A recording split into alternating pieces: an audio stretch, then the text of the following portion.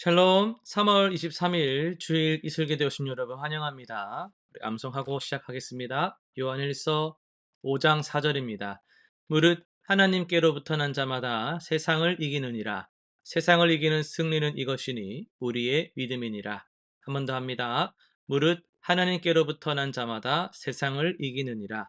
세상을 이기는 승리는 이것이니 우리의 믿음이니라. 아멘. 오늘 우리가 살펴볼 말씀은 출애굽기 34장, 요한복음 13장, 잠언 10장, 에베소서 3장입니다. 네 본문을 부탁이라는 주제를 통해서 살펴보도록 하겠습니다. 출애굽기 34장은 하나님께서 모세에게 정말 간절한 부탁을 하시는 장면입니다.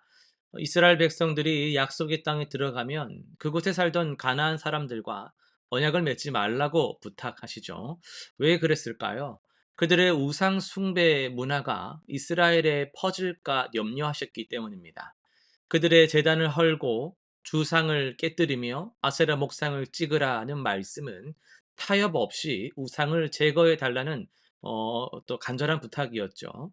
또한 무교절, 칠칠절, 수장절 같은 절기를 잊지 말고 지키라고 부탁하세요. 뭐 말이 부탁이지만 주님이 이렇게 막 해주세요 이런 부탁은 아닙니다. 이 절기들은 하나님께서 이스라엘 백성들에게 베푸신 구원과 은혜를 기억하게 하는 중요한 시간이었거든요. 하나님은 우리가 다른 것들에 마음을 빼앗기지 않고 오직 그분만을 예배하며 그분의 은혜를 기억하는 삶을 살기를 부탁하고 계신다라고 할 수가 있겠습니다. 그리고 요한복음으로 넘어가면요. 여기서는 예수님께서 제자들에게 정말 중요한 부탁을 하셨어요.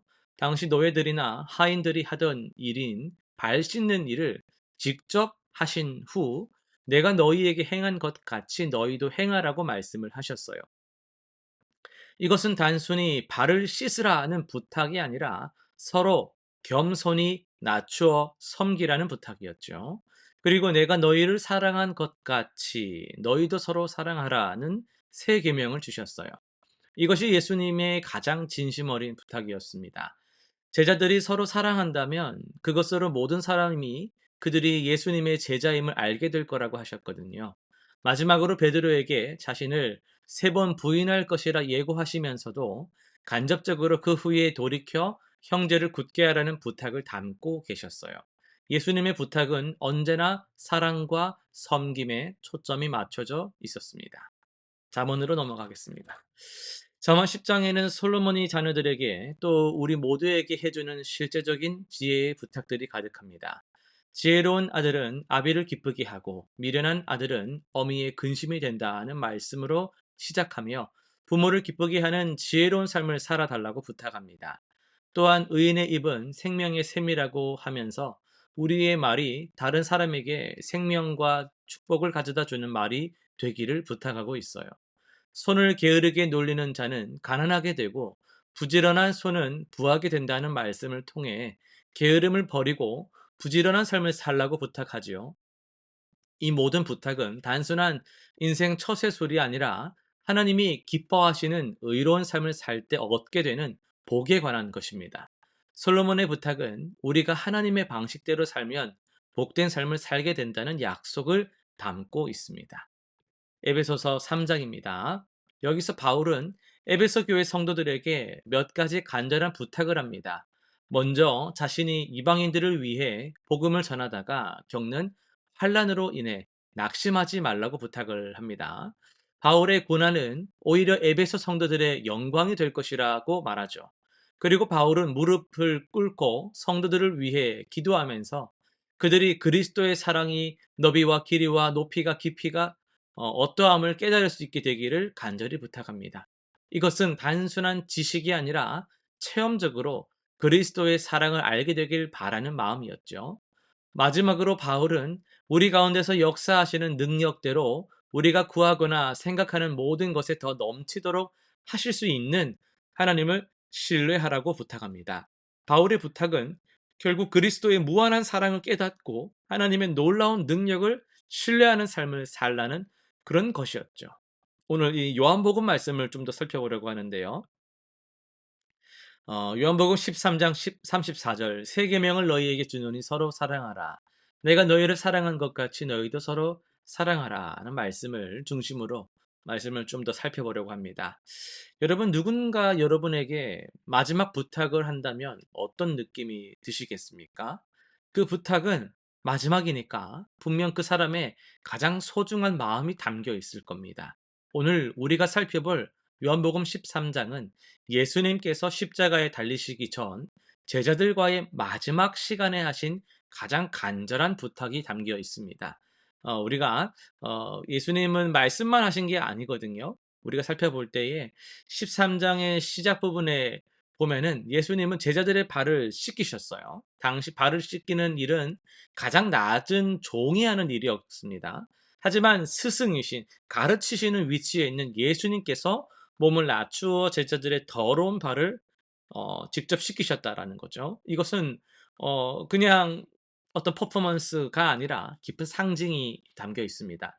예수님은 "너희가 나를 선생이라 또는 주여라고 하니까 너희 말이 옳도다. 내가 그러하다라고 말씀하시면서도 종의 자리에서 섬기셨습니다. 이것이 바로 예수님께서 말씀하신 사랑의 본질이에요. 예수님이 말씀하신 사랑은 예수님 말씀하시는 다스림은 군림하는 것이 아니라 지시하는 것이 아니라 말로만 하는 것이 아니라 구체적인 행동, 특히 자신을 낮추는 섬김의 다스림을 우리에게 드러내셨습니다. 예수님은 "내가 너희에게 행한 것 같이 너희도 행하라." 이렇게 부탁을 하셨습니다. "새 계명을 너희에게 주노니 서로 사랑하라."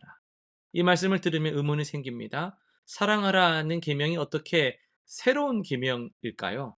구약에도 이미 내 이웃을 내 자신과 같이 사랑하라는 계명이 있었습니다.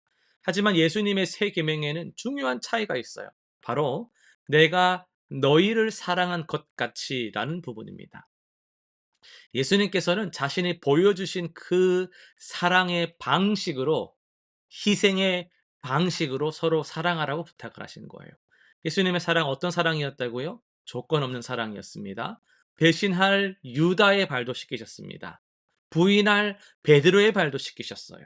십자가에서는 자신을 못 박는 십자가에서는 자신을 못 박는 이들을 위해서도 기도하셨잖아요. 예수님의 그런 사랑입니다. 그런 사랑은요, 받을 자격이 없는 이들에게도 부어진 무조건적인 사랑이었습니다. 이런 사람을 어떻게 용서할 수 있어요? 이런 사람을 어떻게 사랑할 수 있어요? 라는 그런 사랑까지도 다 포함하는 사랑이었다라는 것이죠. 너희가 서로 사랑하면 이로써 모든 사람이 너희가 내 제자인 줄 알리라. 예수님은 우리가 서로 사랑할 때 그것이 우리가 주님의 제자임을 증명하는 증거가 된다고 말씀을 하셨습니다. 이것은 정말 중요한 의미를 갖는데요. 우리는 종종 교회 건물, 신학적 지식, 종교적 활동, 심지어 성경 암송으로 그리스도인임을 증명하려고 합니다. 하지만 예수님은 오직 한 가지, 서로 사랑하라고 말씀하셨어요. 이것이 진정한 제자의 표시라는 것이죠. 세상은 우리의 말이 아니라 우리의 사랑을 보고 그리스도를 알게 됩니다. 초대교회가 로마 제국을 뒤흔든 것은 화려한 건물이나 논리적 변증이 아니라 서로를 향한 그리고 이웃을 향한 놀라운 사랑 때문이었습니다. 예수님의 부탁, 서로 사랑하라는 말씀은 단순하지만 가장 어려운 부탁입니다.